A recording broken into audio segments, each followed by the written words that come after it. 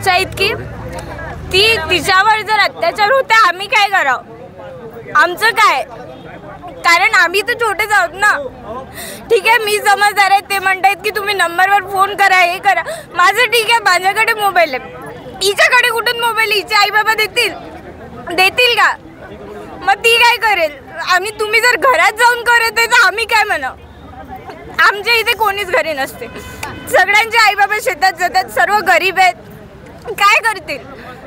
आम्ही ठीक आहे माझे मम्मी पप्पा घरी असतात, मी करू शकते, माझ्या घरी कोणी येणार नाही, मला बहीण नाही पण ह्या माझ्या बहिणी नाही आहेत का.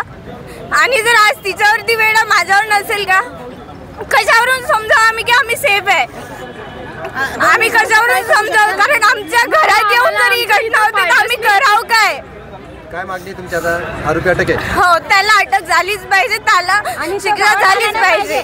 आम्हाला शोधायला पाहिजे की आमच्या सोबत परत घडलं नाही पाहिजे असं, कारण छोटी गोष्ट नाहीये.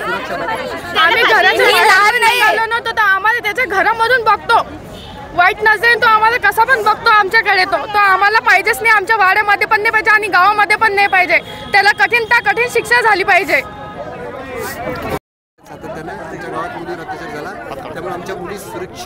आमच्या मुली असुरक्षित आहेत, आमच्या मुलीवर अत्याचार होत आहेत आणि त्यास कायमस्वरूपी सुरक्षित झाल्या पाहिजे एवढीच मागणी आहे.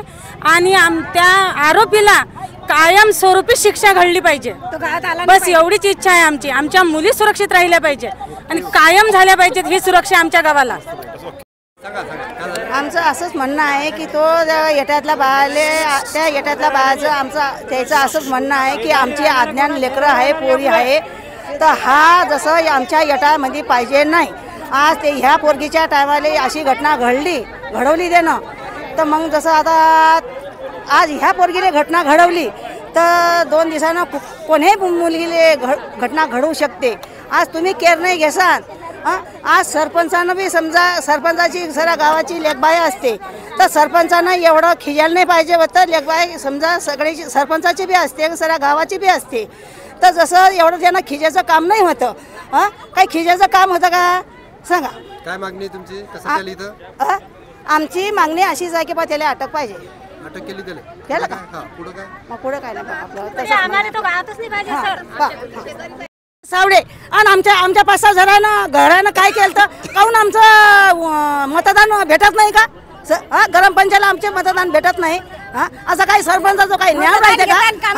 काम करत नाही, त्याच्या दारी चांगलं करून घ्यायचं आणि बाकीच्या का गाड्याच वापरायचं का? यायला पाहिजे तर त्या मुलीला आज ते का नाही आलं? त्याची आई पाहिजे होती ना एवढ्या बायामध्ये. तिची मुलगी नाही का? एवढ्या बायाची मुलगी आहे, तिची नाही आहे, तिने यायला पाहिजे ती सरपंच बाईनं. कंप्लेंट करायला जातो त्यावेळेस तर कंप्लेंट तर लवकर होतच नाही, तेव्हा कुठे कंप्लेंट होते आणि कंप्लेंट झाल्यानंतरही आमच्यावर वा कंप्लेंट करायच्या आधीपासूनच आमच्यावर प्रेशर टाकलं जातं की बा केसा मागे घ्या. आता मला सांगा, अल्पवयीन मुलगी त्याच्यावर एवढा गंभीर गुन्हा झाला, तिच्यासाठी अख्खं गाव गोळा झालं आणि या व्यक्तीने प्रतिनिधी म्हणून त्या मुलीच्या बाजूनी आणि त्याच्या बाजूनी उभं राहायला पाहिजे का त्या आरोपीच्या बाजूनी त्यांनी उभं राहायला पाहिजे, याचं उत्तर आम्हाला तुमच्याकडून पाहिजे. आणि उलट जर आम्हाला अशा धमक्या दिल्या जातात, जर तुम्ही जर कंप्लेंट वापस जर नाही घेतली तर आम्ही तुमचे फिर्यादी जे तुम्ही आहेत आमचे जे, तर आम्ही तुमच्यावर 354 सारखे गंभीर गुन्हे करू. जर तुम्ही आणि असं जर आम्ही त्याची गोष्ट मान्य नाही केली तेव्हा आमच्यावर 354 सारखा गुन्हा दाखल झाला. 4 दिवस झाले आरोप फरार आहे, त्याला पकडण्याचं सोडून आम्हाला फिर्यादींनाच अटक करण्यात येऊन राहिलं, फिर्यादींवरतीच गुन्हे दाखल होऊन राहिले. आज मला सांगा, एक गरीब व्यक्ती आहे, त्याच्या मुलीवर अत्याचार झाला आहे,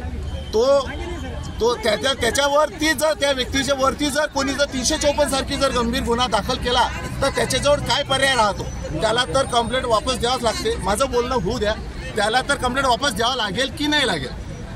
जेव्हा तो कंप्लेंट जर त्यांनी जर वापस घेतली नाही तर मग तो कुठून पैसा पुरवेल? म्हणून त्याला मजबुरीनं त्याला कंप्लेंट वापस घ्यावंच लागेल. आणि आपल्या ज्या मुलीवाडी म्हणजे त्यांच्यासाठी काय त्याला मोकाट सोडावं, माझं एवढं म्हणणं आहे. आपलं म्हणणं सांगायचं. आणि बोरागडे पोलीस स्टेशनला कुठल्याही प्रकारची दलालीचा प्रकार व्हायला नको.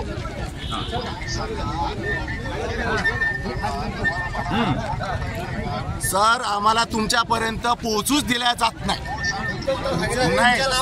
तुमच्याच नावाखाली ते चालते, आम्हाला तुमच्यापर्यंत पोहोचूच दिलं जात नाही. तुमच्यापर्यंत मी सांगितलं की तुमच्यापर्यंत आम्हाला पोहोचूच दिलं जात नाही.